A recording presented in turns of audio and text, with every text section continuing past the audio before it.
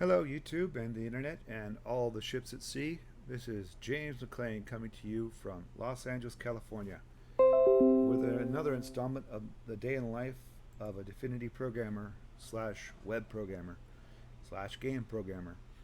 So today we're going to explore the difficulties and the insights into how to program a tic tac toe game, and specifically what I'm working on is this win slash here. So as you can see, at some point, someone's going to win this tic tac toe game, and I want a red slash for red pieces, and I want a blue slash for the blue O's.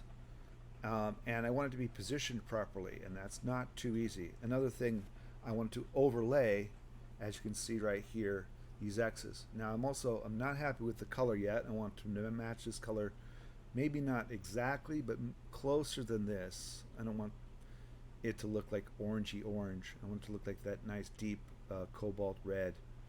So uh, getting this overlay is a matter of styling, and it's a bit tricky, but you can get it done. We can get it done.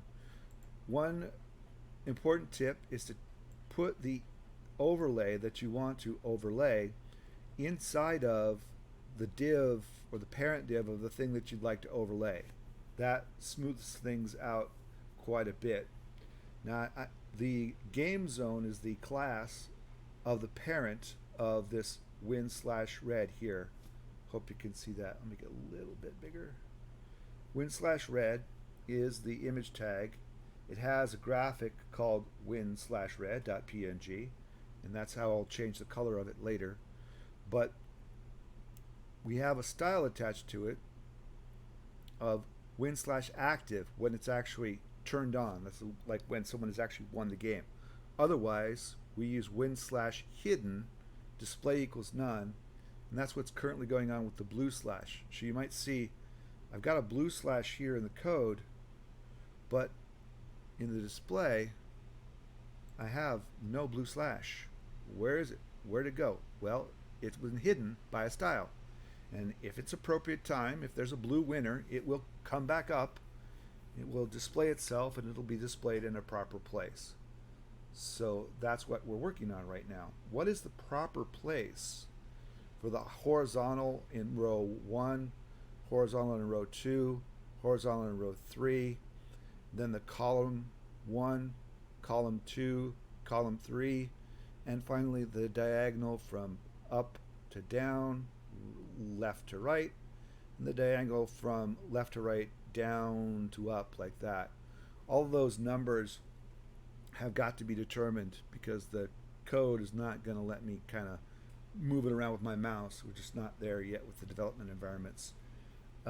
What I came to find out through lots of experimentation is that the proper top level is 46. Now, this is the cool thing. You can do live updates on this stuff right inside of the browser. I'm using Brave browser, so if I turn off the top and I come down here, I could put in a new top, and I could put in any new number I want. Notice how it already moved up to the top here because it's no longer being told to move down to top 46. I could put in top 89, and bingo, see how far down it moves? How about top 99? Okay, let's try to get it to the exact center. So for 35, getting very much closer. 39, no. 42. Very close. Let's say 44. 45. You think? 45 or 46? 46. So you see, there's the new top. And now I can take that and put it into my code somewhere. I know what the value for the top for a win on the middle row is. See how easy that it is? Now, in the olden days, like earlier today, I would have to come over here, change the value here, then save, then come back to the browser, refresh it, see what it takes, say, no, that's not what I want. This way we have live, and we can put it wherever we want to. in just a few seconds, I can see what the third row should be. Let's try 230 more, 240 more, 250. Yeah. Either 250 or 249. 249, I think. So now watch this. We can scroll and zoom, and they still say in the exact same position relative to each other. I like that. I like that quite a bit. Okay, now, how much time? We're only halfway through at 10 minutes. So let me show you what I do to change the color. To get a match, I'm going to use the sniping tool, or snipping tool rather. And what this does, it will take a screenshot of the area that I highlight. Now I'm going to take this, I'm going to copy it,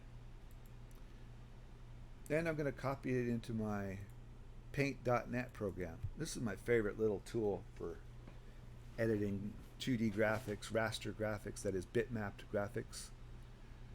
You go over here to edit, paste in a new image, and bingo bongo, that image from the screenshot that was on your clipboard is now inside your paint program. Now take the eyedropper tool and pick up the color. I want this one. See, now I got the color over here. I'm going to open my graphic of the slash, win/red, bingo, bongo. And now that I've got this selected, I'm going to zoom in here. I'm just going to erase everything, I think.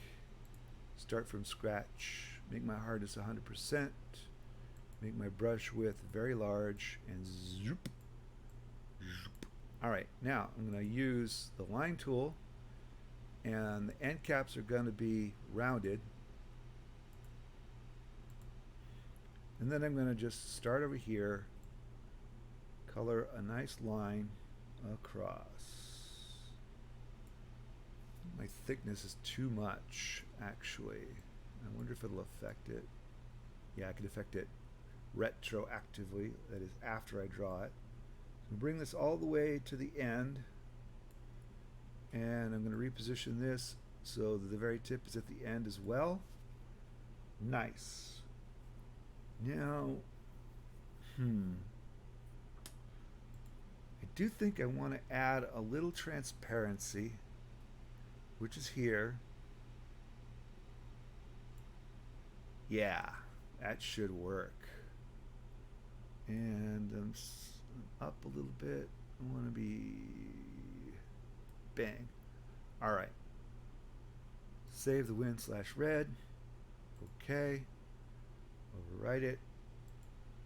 Refresh over here. And bingo. We've got a much better color match than we had before. Alright, that's it for this video. Hope you enjoyed. Bye-bye.